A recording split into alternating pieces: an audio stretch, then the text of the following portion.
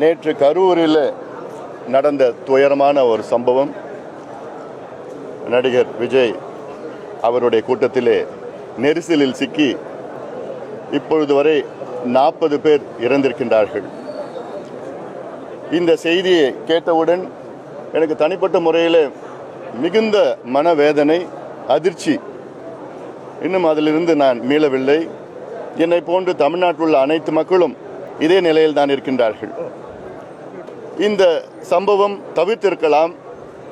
இன்னும் காவல்துறை சரியான நடவடிக்கை எடுத்திருக்கலாம், திட்டமிட்டிருக்கலாம். அதாவது நடிகர் விஜய் அவர்களுடைய கூட்டம் கடந்த வாரங்களில் நடைபெற்றது. எவ்வளோ பேர் வந்தார்கள் என்றெல்லாம் காவல்துறைக்கு தெரியும். அதே அளவு இல்லை, அதுக்கு மேல் கூட்டம் வருவார்களும் என்றும் தெரிகிறது. விடுமுறை நாட்கள் இது. இதில் நல்ல பெரிய இடத்திலே அனுமதி கொடுத்திருக்கணும் வேண்டும். இன்னும் சொல்ல போனால் ஒரு மைதானத்திலே அனுமதி கொடுத்திருக்கலாம். ஒரு குறுகிய தெருவிலே அனுமதி கொடுத்து ஆயிரக்கணக்கான மக்கள் அங்கே நெரிசலில் தவிர்த்து, அது மட்டுமல்ல அரசியல் கட்சிகளும் பொறுப்புடன் நடந்து கொள்ள வேண்டும். நடிகர் விஜய் அவர்கள் கிட்டத்தட்ட 7 மணி நேரம் தாமதமாக வந்தார்கள் என்று அது ஒரு காரணமாக சொல்கிறார்கள்.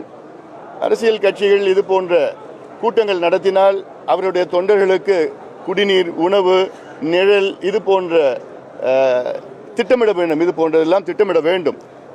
ஆக பொறுப்புடன் நடந்து கொள்ள வேண்டும். அது மட்டுமல்ல, பொதுமக்களும் பொறுப்புடன் நடந்து கொள்ள வேண்டும். இது போன்ற கூட்டங்களுக்கு குழந்தைகளை அழைத்து வரக்கூடாது, பெண்களை அழைத்து வரக்கூடாது. இந்த கூட்டத்தில் இருக்கைகள் கிடையாது, சேர் கிடையாது. ஏதோ அங்கே கும்பலாக நின்றுட்டு கேட்டுட்டு போகிற கூட்டம் இது, அவ்வளோதான். அங்கே போய் குழந்தைகளையும் பெண்களையும் கூட்டிகிட்டு வந்தால் அந்த நெரிசல் இருக்கும். இதெல்லாம் தவிர்த்து இருக்க வேண்டும். இது போன்ற வரும் காலத்தில் திட்டமிட வேண்டும். காவல்துறையும் பெரிய இடத்துல அனுமதி கொடுக்கணும். ஒரு நெருக்கடியான சூழலில் உருவாக்கக்கூடாது. இன்னொன்று ஒரு வதந்தியாக இருக்கணும்னு நான் நினைக்கிறேன். அதாவது மின்தடை ஏற்பட்டது என்று சொன்னார்கள். இதெல்லாம் வருகின்ற செய்திகள். இதில் ஒரு தனிநபர், ஒரு கமிஷன் ஒன்று அறிவித்திருக்கின்றார்கள். அந்த தனிநபர் கமிஷன் அவர்கள் உடனடியாக விசாரணை நடத்தி இதற்கு பிறகு சம்பவங்கள், இது போன்ற சம்பவங்கள் நடைபெறக்கூடாது. அதில் மிக தெளிவாக காவல்துறை இருக்க வேண்டும். அதற்கு காவல்துறை இன்டெலிஜென்ஸ் இது நிச்சயமாக அவர்கள் இதுக்கு பொறுப்பேற்க வேண்டும், அதிகமாக பொறுப்பேற்க வேண்டும். இந்த நேரத்தில் யாரும் நான் குறை சொல்லலை, நான் குற்றம் சொல்லலை நான்.